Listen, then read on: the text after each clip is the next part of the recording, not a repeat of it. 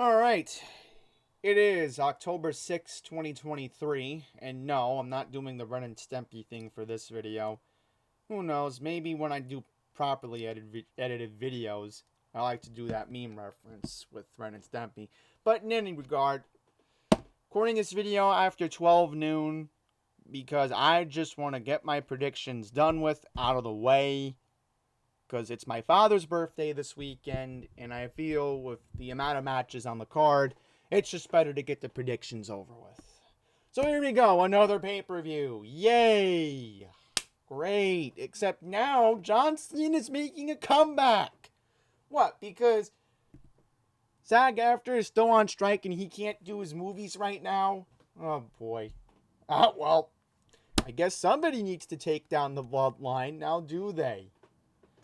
Rumor has it Roman Reigns is coming back next week. But in any regard, yes. Fastlane, live from Indianapolis, taking place tomorrow night, October 7th, with my dad's birthday being Sunday.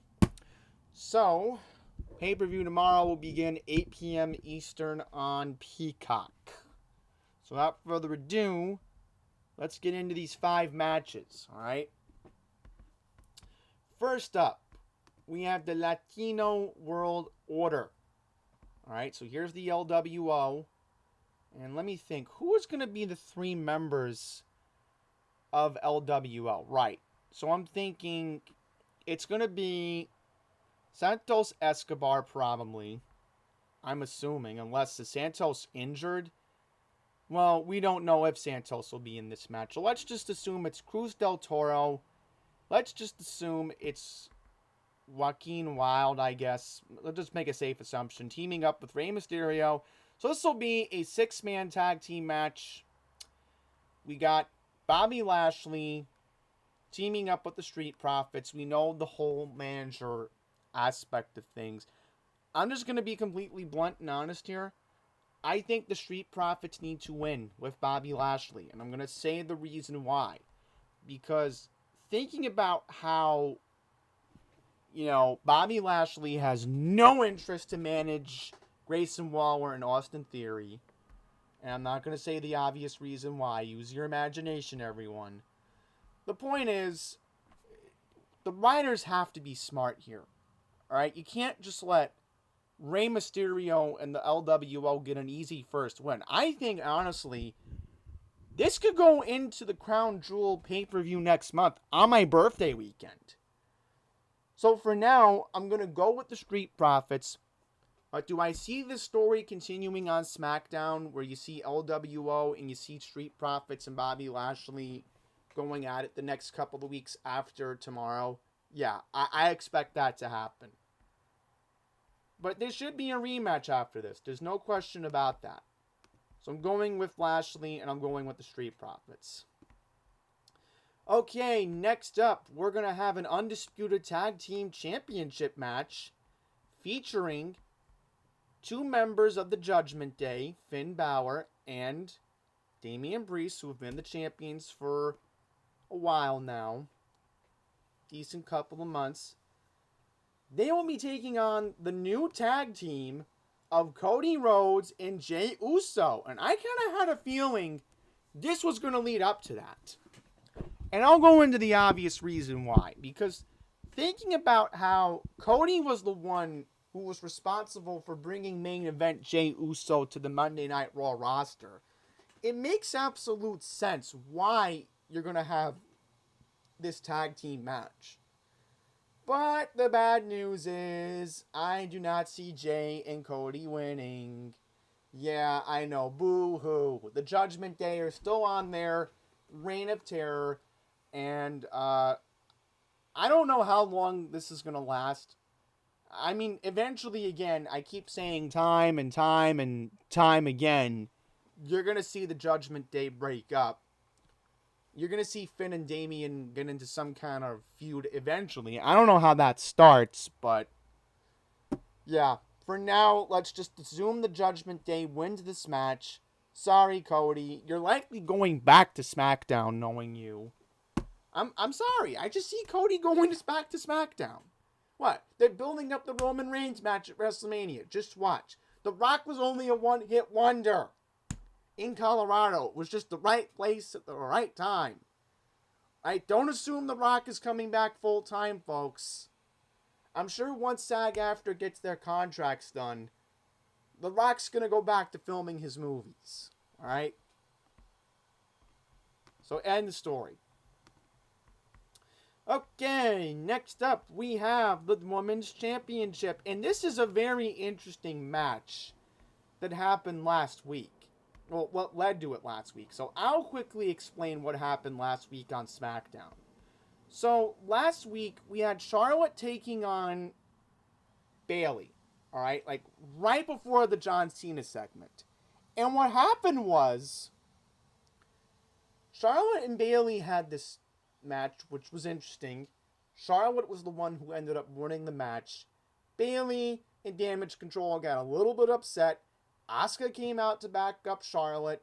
And then Bayley, who apparently keeps catching a cold case of word salad. Yeah, we're going to use that.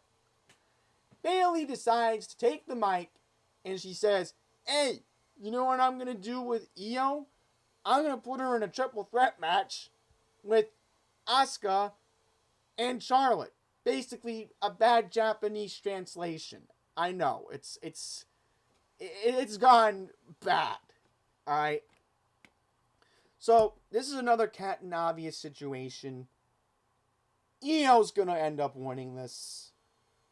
I'm sorry, but Damage Control is gonna end up damaging themselves eventually. I keep saying to myself, isn't this the whole point where you're going to have Bayley become a face character? Io's going to end up being the heel? I mean, I know what's going to happen here. They're going to build it up eventually. They're going to push the button. Maybe it happens after the match. I kind of want to see that happen where, you know, maybe Io loses the belt to Asuka or Charlotte or whoever.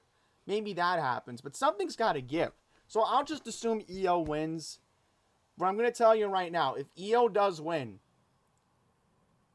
I'm telling you, next Friday night, Io is just going to lose it. I don't know when, but she's going to lose it. And then eventually, it's going to build up to a feud. And I want to see it happen. I want to see Bayley become a face character again. Alright? She has the charisma to do it. You know, I've been watching Bayley for years now, and, you know, you gotta do something to make this storyline of Damage Control damaging themselves eventually happen. It has to happen at some point, right? Okay, moving on. This is an easy, obvious one. Come on, you don't have to talk about this. Okay, what just happened here? What just happened here? My computer just literally glitched. I am so sorry about that, folks. I was trying to get a match preview of Seth freaking Rollins taking on Shinsuke Nakamura, but apparently it's not clicking on. It just gave me back to Wikipedia. That was very weird, folks. I greatly apologize for that. So let's just go that Seth freaking Rollins is going to win. I know. Oh, I'm losing my mind. Shinsuke's driving me crazy. Well, listen. You're Seth freaking Rollins. You run Monday Night Raw. Do your job. Take care of Shinsuke. And then move on. Because, honestly, I think we're all getting tired of Shinsuke Nakamura at this point. It's just a way to fill the 3-hour airtime on Raw. Let's just admit that. And then lastly, let's get into our main event of the night.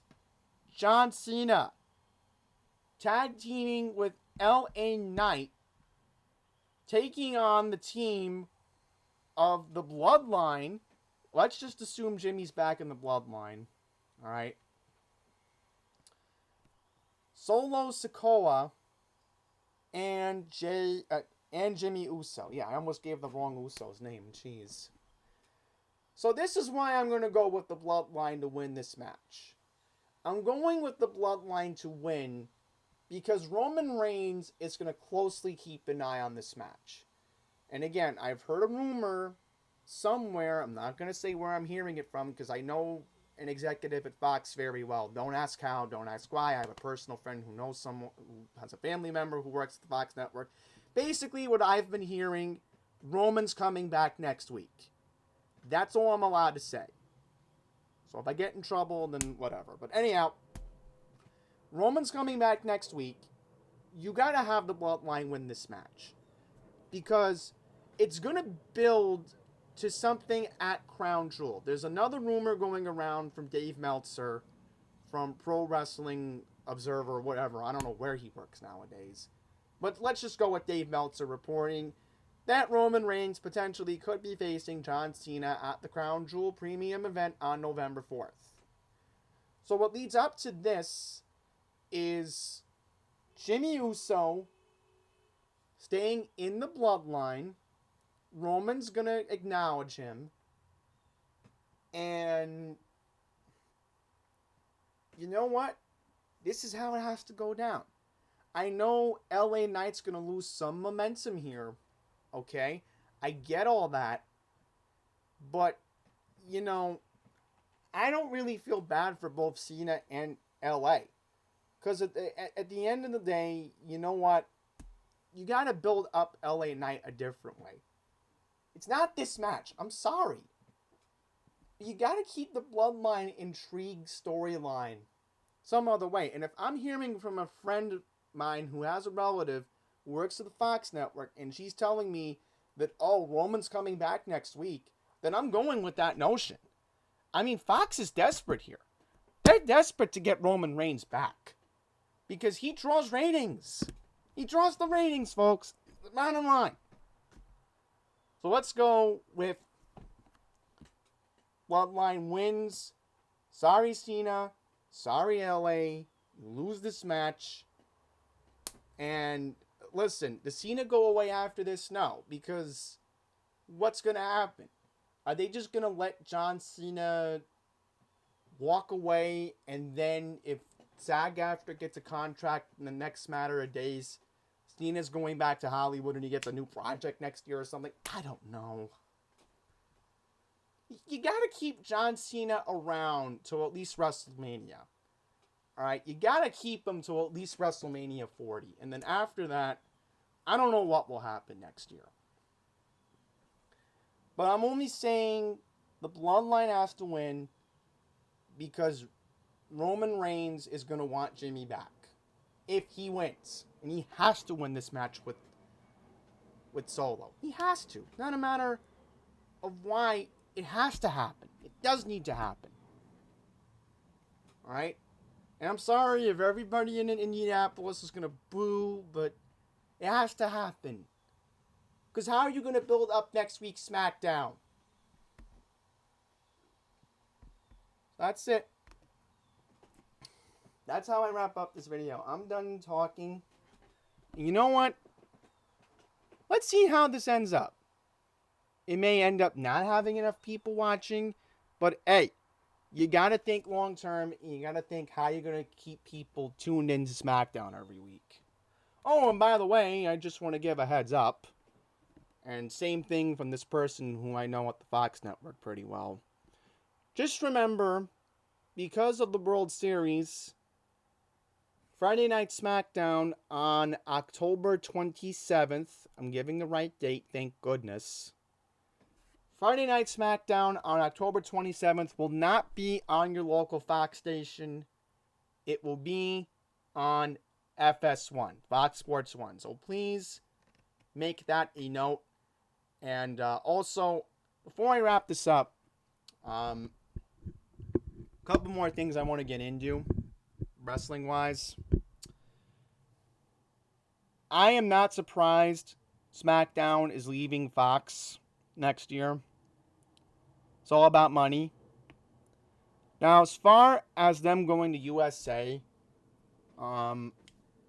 that gives them consistency. But as far as Monday Night Raw is concerned, we still do not know where that's going to end up. And before I wrap this up, I just want to say Becky Lynch is tearing it up in NXT.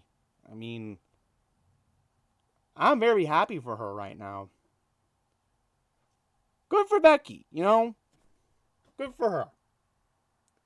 Can't wait to see what's going to happen down the line, because it's basically the main reason why I'm watching Raw nowadays, is just to see her and that NXT belt. And on NXT, she does pretty well with her backstage segments. I've been noticing that lately. So that's pretty much it.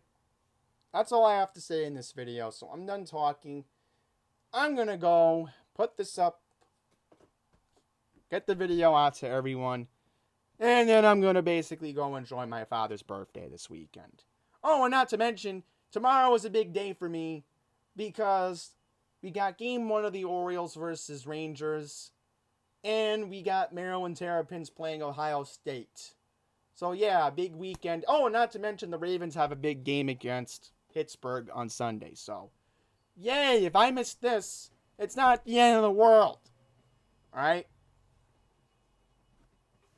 So that's all for now. Thank you for watching.